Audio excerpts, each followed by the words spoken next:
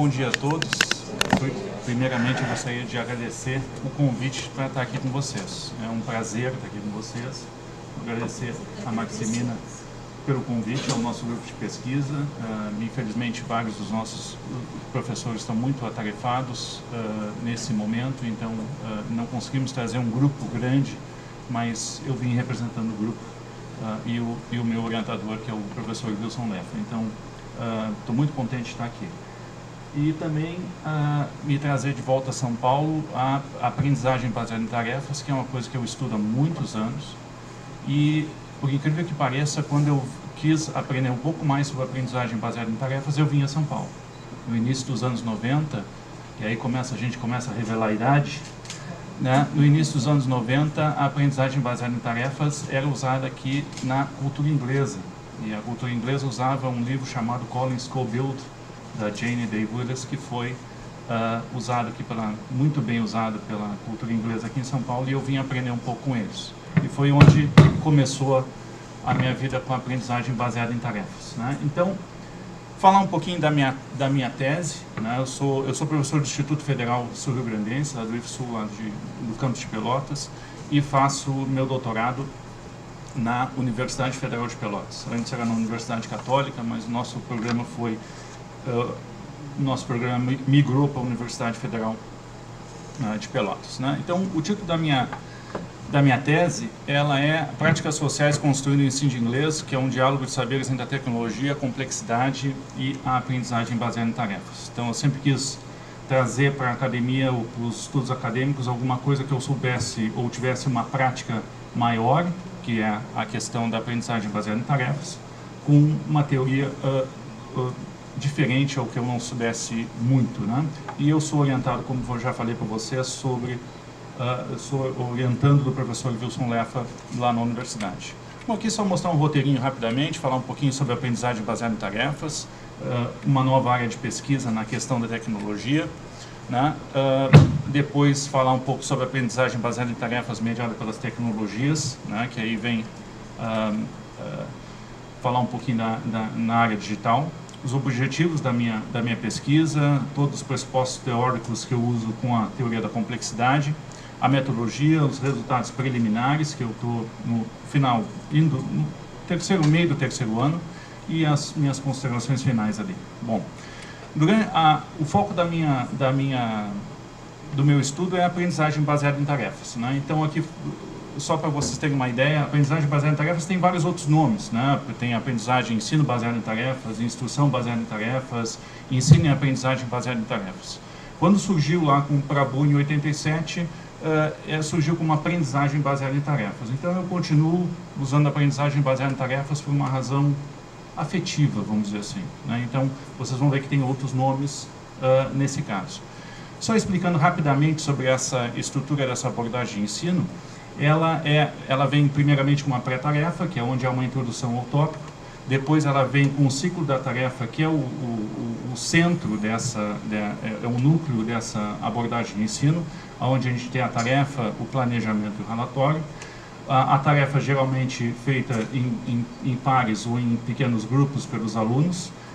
E aí depois, no final do ciclo da tarefa, esses alunos têm que relatar para os seus grupos ou para o grande grupo os seus achados, né? Então, durante a tarefa ali.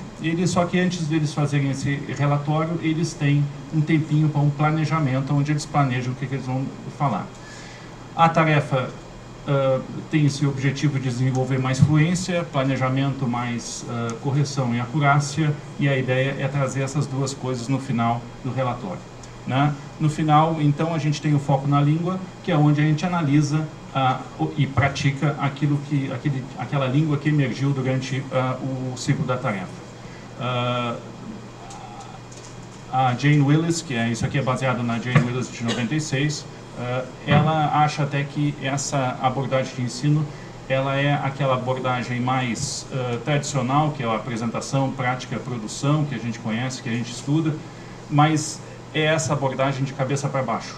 Então, ao invés de a gente começar com a exposição de um item gramatical, a gente começa com uma tarefa e depois analisa esse item gramatical no final da abordagem. Bom, mas aí é um recorte muito grande, né? Esse universo muito grande, eu recortei a minha pesquisa de mestrado, ela foi em aulas presenciais somente com o ciclo da tarefa. Então, a tarefa, o planejamento e relatório. E aí eu fiz essa relação com a teoria do caos e a teoria da complexidade, na verdade, o pensamento complexo, somente do ciclo da tarefa com a complexidade. E aí, na minha dissertação de mestrado, eu consegui mostrar que esse ciclo da tarefa ele pode ser classificado como um sistema adaptativo complexo, porque ele traz todas as características de um sistema adaptativo complexo. Ele é dinâmico, a tarefa ela é dinâmica, ela é imprevisível, a gente não sabe que língua ou que tipo de língua vai sair durante a tarefa que os alunos vão estar fazendo, que a gente vai ter que analisar, e aí que está uma das grandes dificuldades da aprendizagem baseada em tarefas, porque a gente não sabe o que vai surgir se a gente usá-la na forma mais purista. É um sistema que é aberto, tá aberto e suscetível às coisas de fora. É adaptativo, ele vai se adaptando, a tarefa se adapta ao planejamento, o planejamento se adapta ao relatório. É complexo, né? E é sempre essa questão da complexidade, sempre no início, eu acho que eu sempre gostei da ideia da diferença entre complexo e complicado, né? Às vezes a gente usa a questão de complexo no sentido de complicado e não é bem complicado, às vezes até é, né? Mas o complexo é porque tem várias variáveis que estão atuando nesse sistema, né? Caótico, né? Não no sentido somente não no sentido da bagunça, mas eu gosto muito do termo grego do caos, que é, quando a gente sempre fala de caos, a gente sempre acha que é bagunça, né, esse tipo de coisa. Mas o termo grego do caos é o vazio de onde tudo surge. Então, essa questão daquele vazio da sala de aula, daquele vazio do ensino e aí da onde surge a aprendizagem dos alunos. Ele é não linear, que eu vou falar um pouquinho mais depois, sensível às condições iniciais, que é muito importante também, ele vai se auto-organizando e sensível ao feedback, principalmente quando os alunos estão fazendo o seu planejamento, né? Bom, então aí depois eu quis levar essa pesquisa, não somente do ambiente, não usá-la somente no ambiente presencial, mas usá-la também no ambiente virtual, né, das tecnologias. E aí a gente pega essa nova área de pesquisa que é a tecnologia. A tecnologia sempre teve na nossa sala de aula, né? Se a gente usar o quadro negro e o giz, é um tipo de tecnologia, rudimentar, mas é tecnologia. Alguns de nós aqui, nós usávamos o mimeógrafo, né, para fazer as nossas cópias. Primeiramente, em uma cor, depois eu aprendi a fazer duas cores. Aquilo aí foi fenomenal quando eu aprendi a fazer um mimeógrafo com duas cores. Depois veio a copiadora e nos tirou essa prática do mimeógrafo e aquele cheirinho da sala dos professores, né? Claro que tivemos os slides. Depois tivemos o videocassete nas nossas aulas e até chegarmos hoje com as salas de aula de muitos cursos de inglês e até mesmo dos institutos federais, durante esses anos bons que tivemos, colocamos lousas digitais nas nossas aulas também, né? E com essa revolução, né, no computador, ele trouxe essa evolução toda da tecnologia, a chegada do computador na sala de aula, ela trouxe essa revolução tecnológica, né, que atingiu o ensino de línguas, né? Então, até em função dessa designação, desse nome que é o CALL, que é o Computer Assisted Language Learning, né, que é a aprendizagem da língua assistida pelo computador, que hoje em dia faz parte das nossas aulas e nossas vidas em si, né? Então, falando um pouquinho dessa aprendizagem baseada em tarefas agora, mediada pelas tecnologias, que é um estudo que está sendo feito há algum tempo já, pela pesquisadoras que eu vou mostrar para vocês daqui a pouquinho, na Universidade do Havaí, em Georgetown, nos Estados Unidos, e também na Universidade de Barcelona, que eles estão trabalhando muito com a aprendizagem baseada em tarefas mediada pela tecnologia. De acordo com o Kenny, que é um dos pesquisadores da área, ele diz que, embora esse progresso tecnológico tenha afetado a maneira como as línguas são aprendidas e ensinadas, esse fato ainda ele não iniciou uma mudança de paradigmas, né? E isso torna essa área uma área rica para pesquisa, na minha opinião, né? Hoje não é possível a gente optar por não usar a tecnologia, né? Então a gente vive numa sociedade que é uma sociedade que a tecnologia está incrustada, né?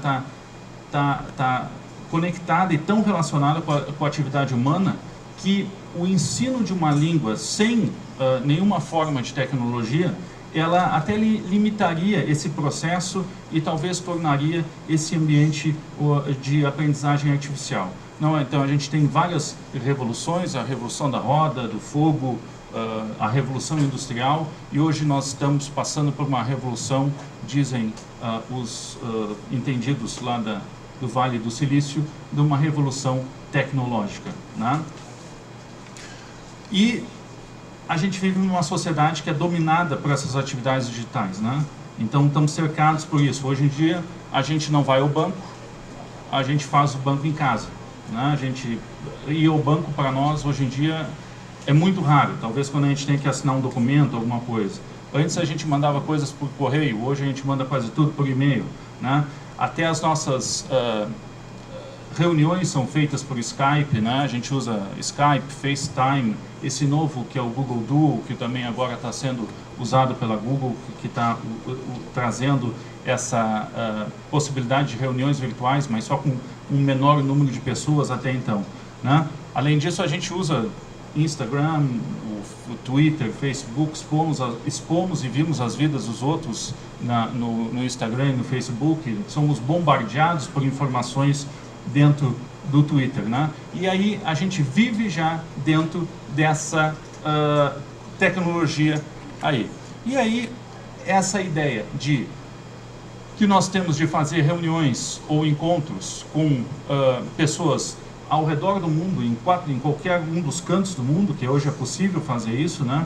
A ideia é trazer essa mesma abordagem de comunicação para a sala de aula mediada pelas tecnologias, né? Então, a gente torna necessário incluir a aprendizagem de uma língua estrangeira ou de uma língua 2, mediada pelas tecnologias, nesses novos hábitos que nós temos, onde a tecnologia está presente diariamente nas nossas vidas, né?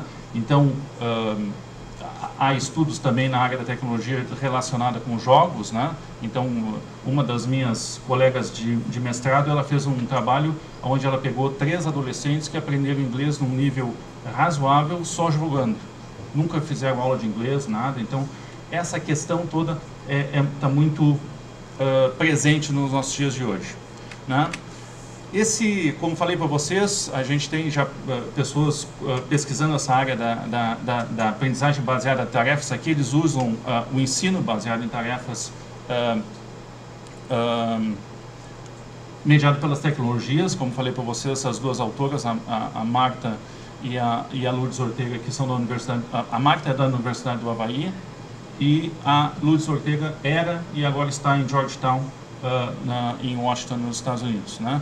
Então, a gente tem elas dizem que apesar desse emergente interesse, que é um interesse mútuo entre o COL, que é a aprendizagem mediada pelos computadores, e a aprendizagem baseada em tarefas, a pergunta ela permanece, né? Que como integrar essas novas tecnologias e tarefas para o ensino da língua inglesa, né? Então, se está ainda no início dessas pesquisas, né? Então, levando em conta que há um número crescente, mas ainda bem modestos, de pesquisas que abordam a aprendizagem baseada em tarefas, mediada pela tecnologia, e que essa ideia que hoje em dia é meio que imperativo a gente usar o computador e as tecnologias na educação, né? Transpor essa abordagem, que é até definida por Ellis como uma abordagem forte de ensino de língua inglesa como segunda língua, ou língua estrangeira, né? Da sala de aula, transpor da sala de aula presencial para a sala de aula mediada pelo computador e pelas tecnologias, né? E, na verdade, dar uma continuação na minha pesquisa do mestrado, mas agora em um outro ambiente de aprendizagem, que é o meu desafio, né? Então, transpor essa abordagem forte de ensino, né? Dessa sala de aula para sala de aula presencial para sala de aula virtual. Bom, aqui nós temos mais uma razão para isso. Em 2016, nesse Annual Review of Applied Linguistics, que foi feito somente para tarefas as tarefas na linguística aplicada, havia um artigo muito interessante da Ziegler, que é de 2016, também da Universidade do Havaí, que trabalha com a aprendizagem de tarefas mediadas pelos computadores.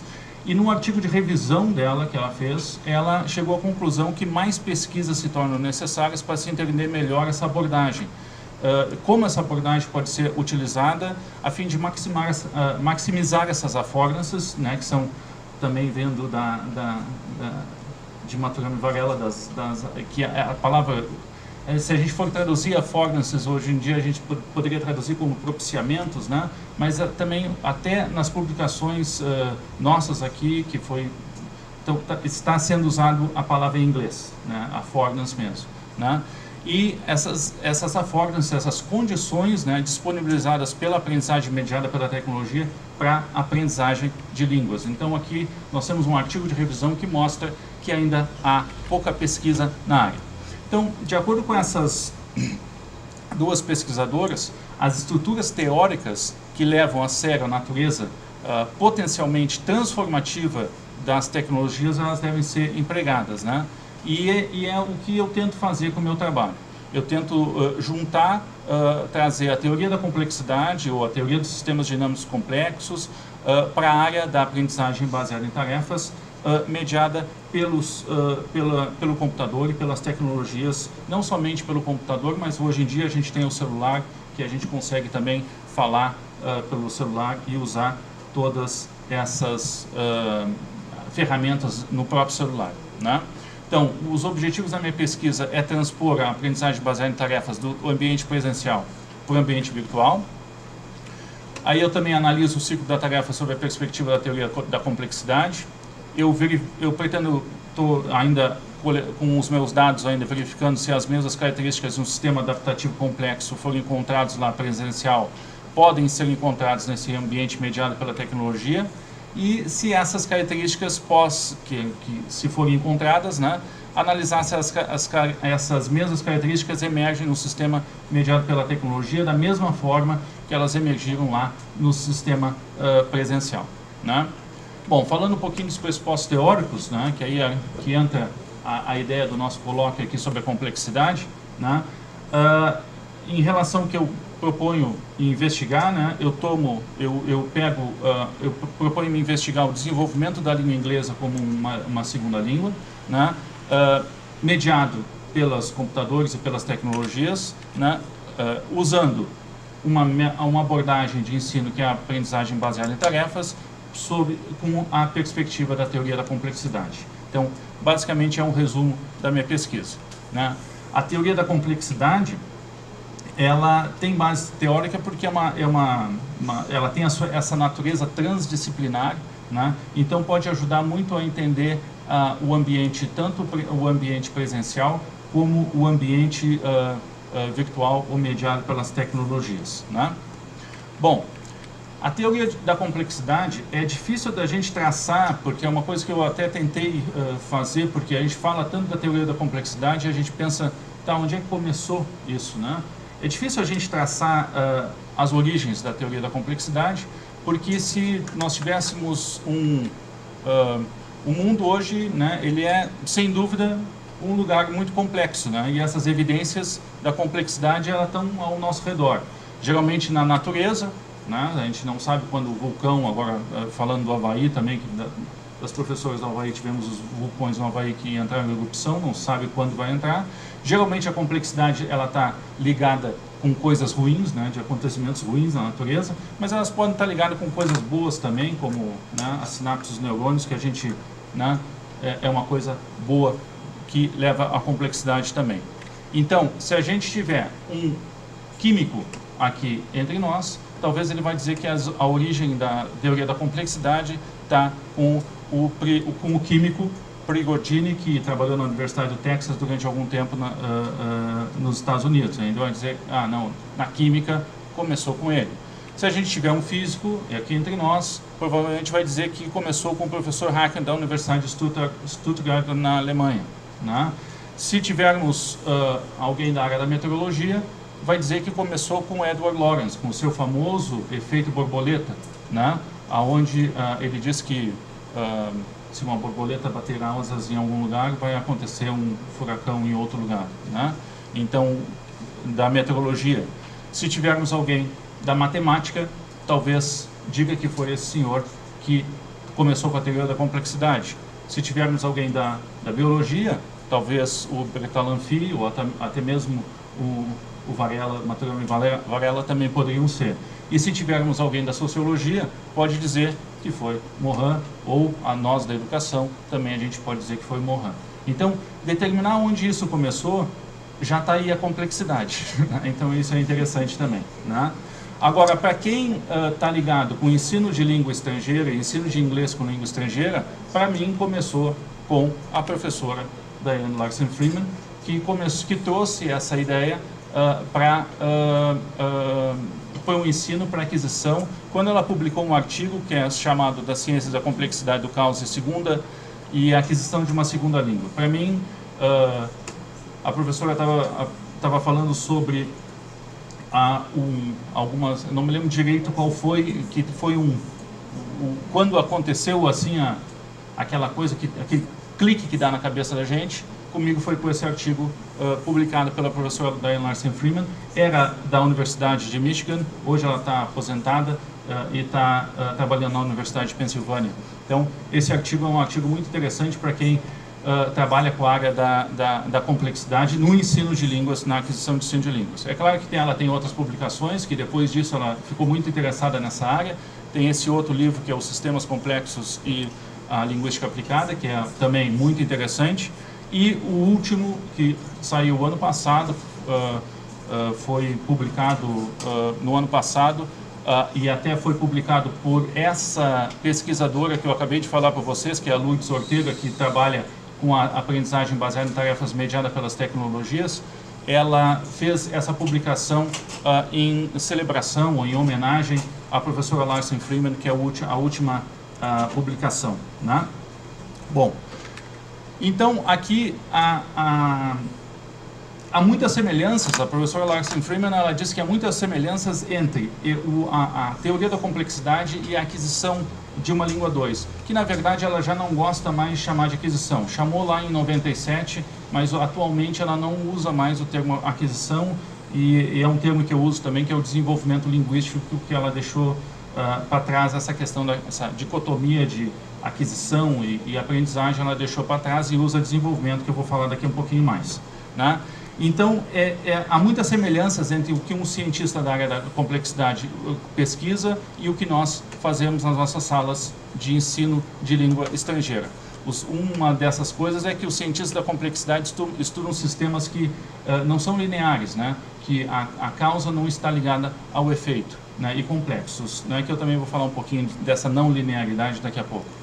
Eles estão interessados em como a desordem leva à ordem. Então, em como aquela bagunça que os alunos estão na sala de aula, alguém está aprendendo alguma coisa. Nem todos, nem ao mesmo tempo e nem no mesmo nível, mas que estão aprendendo alguma coisa estão. Eles estão interessados em como a complexidade surge na natureza, e para mim o melhor de todos é esse de Cleike, de 87, é que para cientistas da teoria da complexidade, a teoria da complexidade é uma ciência de processo ao invés de estado, de tornar-se ao invés de ser. Então, baseado nisso, que é a aprendizagem de uma língua, ela é um processo, ela não tem um fim, né, em si. A gente está sempre aprendendo, como se estava falando antes, né? Então, é um processo de se tornar um melhor comunicador e de se tornar um melhor comunicador e ser, ao invés de ser, não, eu sou o melhor comunicador, não, eu estou sempre me tornando um melhor comunicador, né? Bom, então, a teoria da complexidade é uma teoria de sistemas, e ela é fundamentalmente uma teoria de mudanças. Então, isso é uma coisa do livro da professora Larsen Freeman do ano passado, né? E ela, já há algum tempo, não só nesse trabalho, apesar da gente saber dessa dicotomia entre aprendizagem e aquisição, que é de Krashen, de 82, né, que faz essa diferença entre aquisição e aprendizagem, ela usa, e eu uso também o termo desenvolvimento, que eu concordo plenamente com ela, com essa questão de desenvolvimento e com a teoria da complexidade. né? Então, o meu trabalho, ele opta em usar o termo desenvolvimento linguístico, por parecer mais adequado para a teoria da complexidade, né? É uma teoria que é focada nas mudanças como base teórica, como ela mesma diz, né? Então, ao usar desenvolvimento, ao invés de aquisição ou então de aprendizagem, fica claro que as habilidades linguísticas podem crescer e declinar, né? E que, de acordo com isso, a aquisição de uma língua e atritos linguísticos, né, são resultados igualmente relevantes provenientes desse processo de desenvolvimento linguístico. Então, às vezes a gente acha que o aluno não aprendeu alguma coisa, ou acha que ele aprendeu. O pior é quando a gente acha que ele aprendeu e depois a gente vê que não aprendeu, que ainda não está ainda pronto aquilo ali. Bom, o desenvolvimento linguístico, esse que ela usa, a nossa cabeça, geralmente a nossa cabeça é uma cabeça linear, né? Falando um pouco sobre linearidade, que também a professora falou sobre aqui, o que as pessoas acham que a gente aprende de uma maneira linear. A gente geralmente pensa que eu vou primeiro aprender o A, para depois aprender o B, para depois aprender o C, para depois aprender o D e assim por diante, né? Quando se está nesse desenvolvimento linguístico, na verdade, ele é um desenvolvimento linguístico não linear. A gente vai e volta 1000 vezes, às vezes, e essa questão dessa não linearidade no desenvolvimento linguístico que é interessante nessa teoria da complexidade. Então, nem sempre, se eu aumentar o número de horas estudando vocabulário, eu vou aprender o dobro de vocabulário. Então, não tem essa relação de causa e efeito, né? Então, essa não linearidade nos processos de desenvolvimento. É interessante que quando a gente conversa com a juventude atualmente, a juventude, as pessoas mais jovens, quando eu troco ideias com meus filhos, tal, eles não pensam mais dessa maneira linear. E é interessante isso, eles pensam numa maneira muito bagunçada, né? Que a gente acha muito bagunçada, né? Mas que, na verdade, agora, depois que a gente estuda a complexidade, a gente vê que quem está certo são eles, não nós, né? Então, o que eu mais digo para minha esposa é que a gente não deve interferir. Não vamos interferir, deixa eles, né? Porque senão, daqui a pouco a gente começa a botar a nossa maneira de pensar neles. Esse sistema, então, essa não linearidade, ela está ligada, ela está toda ligada com essa interconectividade do sistema, né? Então, quanto maior a interação entre esses componentes, né, o mais complexo, o mais problemático é prever como que esse sistema vai mudar. Então, se a gente tem essas conexões, o A está com B, mas o A está com H, que está com C, que está fazendo todas as ligações e todas essas interações que deixa o sistema cada vez mais complexo, né? Então, um outro autor que também está trabalhando com a professora Larsen Freeman, que ele diz que há vários rótulos, que isso também foi uma coisa desse livro que me esclareceu muito, porque sempre a gente vê teoria da complexidade, a gente vê pensamento complexo de Morin, a gente vê teoria dos sistemas complexos, a gente vê sistemas complexos dinâmicos, a gente vê tudo isso, né? E a gente fica pensando que, pô, uma coisa é uma coisa, outra coisa é outra coisa na nossa cabeça de compartimentos, né? Ele diz que há vários rótulos para essa classe de sistemas que são chamados de sistemas dinâmicos ou sistemas adaptativos complexos, né? Então, os rótulos mais frequentes que ele cita são usados para a teoria da complexidade, que a gente está debatendo aqui hoje, a teoria dos sistemas dinâmicos, né? E a teoria do caos, que é uma variante da teoria dos sistemas dinâmicos, que são também sistemas dinâmicos complexos, né? Que são usados, a teoria do caos, muito usada pela área da meteorologia. Então, parece não haver a necessidade de ter duas teorias. A teoria da complexidade, a teoria dos sistemas dinâmicos, para descrever o mesmo fenômeno. Porque isso é uma dúvida que eu sempre tinha. Será que está descrevendo coisas diferentes? Será que são coisas diferentes, né? E esse autor, ele propõe que os dois nomes sejam fundidos num só, né? Criando o rótulo da teoria dos sistemas dinâmicos e complexos como um rótulo geral para esse tipo de sistemas, né? Como essa proposta dele veio no livro da Diane Larsen Freeman do ano passado. Eu acho que foi uma proposta também que está sendo bem aceita no mundo acadêmico, né? Então, os sistemas dinâmicos complexos, ainda de acordo com ele, podem ser descritos das seguintes características, né? A interação das variáveis no sistema ao longo do tempo, então essa interação é muito forte. A dependência nas condições iniciais, né? Então sempre o início lá de como a gente começa a nossa aula é muito importante. A não linearidade, como eu já mostrei para vocês. A dependência nos recursos, tanto os recursos externos como recursos internos, tanto do aluno como da onde ele está aprendendo. E esse desenvolvimento é iterativo. Essa palavra eu acho interessante, porque a gente acha muito... nós, professores de inglês que começamos há algum tempo, a gente gostava muito dos exercícios de repetição, os famosos drills, né? Isso caiu por terra há muito tempo, né? E essa palavra repetição, ela está sendo substituída na academia por iteração. Até a professora Diane Larsen Freeman tem um artigo só sobre isso, né? A iteração, ela é uma repetição, mas não da mesma forma. Por isso que a aprendizagem baseada em tarefas, a tarefa pode ser repetida, mas na verdade ela não vai ser repetida porque vai ser usada de outra forma de língua vai surgir, e aí que vem essa questão da iteração, né? Então, pesquisas que são inspiradas na teoria dos sistemas dinâmicos, ao invés de investigarem variáveis únicas, elas investigam padrões que emergem das interações entre seus componentes. Aí que está a dificuldade, né? Então, compreender a relação e descrever a dinâmica de um sistema em diferentes níveis de escala são tarefas essenciais para o pesquisador que trabalha a partir dessa pesquisa da complexidade. Então, no mundo que a gente, voltando um pouco para a tecnologia, no mundo acelerado que a gente vive hoje, cada vez mais é mais necessário o uso dessas ferramentas tecnológicas, né, que tornem possível essa aprendizagem mediada pelas tecnologias ou pelo computador. Há uma necessidade de uma criação ou adaptação de uma abordagem de ensino de língua estrangeira que dê conta dessa nova tendência de aprender uma língua estrangeira mediada pela tecnologia. Então, é uma abordagem de ensino com base teórica que forneça sustentabilidade no mundo acadêmico e que saliente a importância dos insumos, né, do input, da interação e do output de acordo com o Krashen. Né? Uma abordagem também na qual a interação seja indispensável, né? Que, de acordo com o canal Swain, é vista como um lugar de negociações de significados. Então, não somente a interação entre professor e aluno, mas também a interação entre alunos e alunos, porque aluno aprende com aluno também, não só com professor, e isso a gente sabe, né?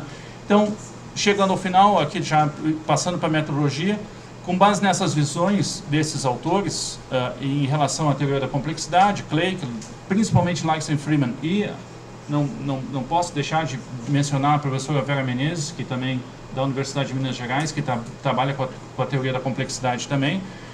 Os pressupostos da aprendizagem baseada em tarefas, principalmente de Willis. Eu sei que há vários outros, mas aí também é uma questão afetiva também. Eu tenho, há uns anos atrás, eu publiquei um artigo com a Jane Willis e tal, então a gente tem uma relação mais afetiva, então a gente acaba... uso muitas coisas da Jane Willis e do marido dela, que é o Dave Willis, né? E desse pessoal que está na aprendizagem baseada em tarefas mediada pela tecnologia, lá da Universidade do Havaí, Georgetown e também de Barcelona, né? Eu estou construindo um corpus de dados que vem de um curso de inglês online, nível pré-intermediário, com a duração de 10 horas a aula ministrada durante 5 semanas, né? O programa de estudos ele é organizado ao redor de tarefas comunicativas, em que a significação e a comunicação é primária. Esses alunos eles estão sendo expostos à aprendizagem baseada em tarefas mediada pela tecnologia, a mediação que é feita usando a ferramenta de comunicação síncrona, né, que é o Skype, né, que é onde a gente tem essa comunicação síncrona e não assíncrona, né? Então, o uso das tecnologias é um apoio ao desenvolvimento, isso aqui dito pela professora Vera Menezes, ao desenvolvimento das habilidades orais. Mas é importante que existam também oportunidades de interação síncrona, né, com ferramentas como o Skype, para que os alunos possam falar de uma forma mais natural. E eu nunca vou me esquecer quando eu fiz um treinamento aqui alguns anos atrás, aqui em São Paulo, de novo, voltando a São Paulo, fazendo treinamento para trabalhar com o Conselho Britânico do IELTS, conheci alguns professores aqui de São Paulo, e eles já estavam dando aula com o Skype há uns anos atrás, porque se mexer aqui dentro é difícil. Só que, é claro, a maioria deles davam aquelas aulas particulares, one-to-one. O que eu proponho é uma coisa, levar a sala de aula com um número maior de pessoas para o ambiente imediato, porque eu acredito que não só com um professor que o aluno aprende, ele aprende também com os seus pares, né? Aqui eu tenho umas fotinhos da onde eu uso lá com os meus alunos, né? Se vocês derem uma olhada lá atrás, tem um outro programa lá atrás que é chamado Call Note. O Call Note, ele grava todas as conversas no Skype, né? Então ele tem até agora uma versão premium, que eles chamam, que até além de gravar, ele te dá todo o script da conversa, não precisa fazer toda a metodologia, é fenomenal, né? Dá todo o script da tua aula, está tudo ali pronto, se tu quiser analisar por escrito e tal. Então, para que o professor que está participando, está imbricado na pesquisa, né? Ele está participando ali como professor, ele não pode dar aula e analisar. Então, eu gravo e aí analiso depois. Então, aqui está uma delas, a outra aqui também, com alunos dessa metodologia, né? E aqui, já chegando ao final, os resultados preliminares, né? Que são essas características de um sistema adaptativo complexo e o número de vezes que eles emergiram no ciclo da tarefa mediado pelas tecnologias.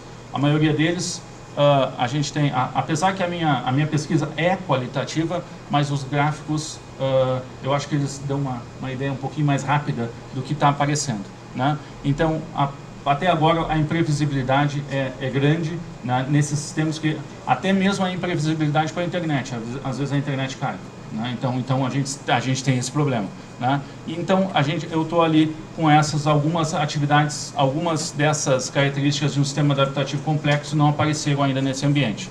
Aqui mais um gráfico comparando com o online, né? Vejam que a imprevisibilidade ela desponta de novo, né? Então são ambientes imprevisíveis. A aprendizagem baseada em tarefas tem essa característica de criar ambientes imprevisíveis, tanto no ambiente presencial como no ambiente mediado pelas tecnologias, né? Então isso é o grande desafio dos professores que usam a aprendizagem baseada em tarefas. O nível linguístico tem que ser alto, né? Então aí que está às vezes o problema de usar a aprendizagem baseada em tarefas na sua forma mais purista. Hoje em dia a gente tem livros que, se eu não me engano, um deles é o Cutting Edge, que usa a aprendizagem baseada em tarefas, mas ela faz uma introdução à gramática antes, né?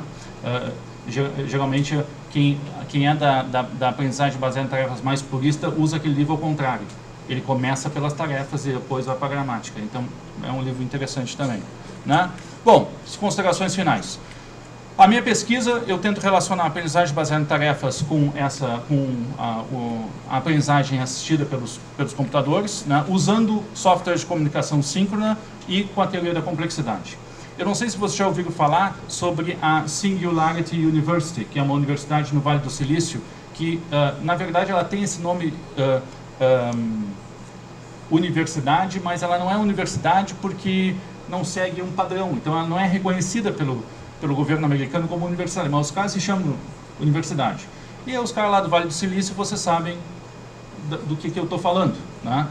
Todos os anos eles têm uma reunião, que é o Global Summit deles. Tiveram em 2017 no Global Summit. E cada dia, são 3 dias de reunião, cada dia eles fazem um resumo do que eles discutiram durante aquele dia. Uma das coisas que eles discutiram é que, isso em 2017 agora, faz pouco, é que o futuro da educação é o learning by doing, né? E se a gente voltar a Prabhu, em 1987, o Prabhu, quando começou com a aprendizagem baseada em tarefas na Índia, ele já falava isso, né? Que o futuro é a educação do learning by doing. Então, a aprendizagem baseada em tarefas, ela está ligada com aprender através do fazer, não só do estar exposto, né? Eles também dizem que entre os anos de 2022 e 2025, o mundo inteiro estará conectado à internet, né? Eles têm um experimento que é o Google Balloon, eu não sei se vocês já ouviram falar. O Google Balloon vai ser a internet de graça para todo mundo. Vão ser antenas que eles vão lançar na atmosfera e vai dar internet para todo mundo. Aí a gente acha isso uma loucura, né? Mas se vocês lembrarem, há alguns anos atrás a gente pagava por e-mail. tinha que pagar pelo Terra, tinha que pagar pelo UOL, que o meu e-mail é UOL, tal, a gente pagava. Hoje a gente não paga mais, porque a ideia do Google é isso, é fazer serviços que a gente não precisa pagar. É claro que tem uma jogada, porque eles querem ganhar dinheiro, né? Então, se tu quiseres uma internet a 10 mega, é grátis. Agora, tu quer lá dar 20 mega para jogar games online, tu vai pagar. Que nem o espaço no e-mail, tal, essas coisas assim. A ideia é essa, né? O software de comunicação síncrona, eu me baseio muito nesse artigo de revisão da professora Ziegler da Universidade do Havaí, que ela diz que apesar da disponibilidade de programas de comunicação síncrona, como o Skype e o Hangout, há relativamente pouca pesquisa conduzida usando a modalidade de áudio e vídeo, né? Então, isso num artigo de revisão publicado no Applied Linguistics, então é de respeito, né? E aí, trazendo uma perturbação, que eu estava falando com a professora Maximina antes, que é a teoria da complexidade. Nessa última trabalho da professora Larsen Freeman, ela lança esse outro nome, da metateoria. E aí sim, isso aí veio e me deu um nó na cabeça, a gente começa a pensar o que é uma metateoria, o que é uma teoria e tal, e aí a gente vê todas essas questões de quebras de paradigma e pensamento complexo. Então, essa é um resumo da minha pesquisa com um pouco de fundamento em outras áreas, né, para deixar um pouco mais fundamentada. E para acabar, voltando a esse Singularity University, que é o Global Summit de 2017, eles estão dizendo que nós estamos na era da tecnologia, que é a wearable technology, que é aquela tecnologia que a gente veste. Hoje em dia o cara sai para correr, tem um troço ligado no tênis, que está ligado com o coração. Hoje em dia não precisa mais aquela fita para ver os batimentos cardíacos, né? O próprio relógio já está vendo os batimentos cardíacos, tal, todas essas coisas assim. Então eles dizem que nós estamos nessa época, né? Eles estão dizendo que o futuro, lá 2022, 2025, nós vamos ter os insidables, que são as coisas que vão estar dentro de nós. Pesquisas já estão sendo feitas com pílulas que estão, por exemplo, eu estou com uma dor no fígado, vai tomar um troço que vai lá no teu fígado. Ele não vai em outro lugar, ele vai no teu fígado, né? Lentes de contato para visão noturna, né? Então isso aqui que aparece. E assim, ó, eu acho que a gente tem que aproveitar o momento, porque talvez nós, como professores de línguas, um dia a gente vai ser extinto, porque se botarem um chip dentro da nossa cabeça com cada uma dessas línguas, nós vamos perder os nossos empregos, tá? Então tá, essa é o que eu queria falar para vocês, e aí depois da tarde a gente se fala de novo. Muito obrigado pela atenção.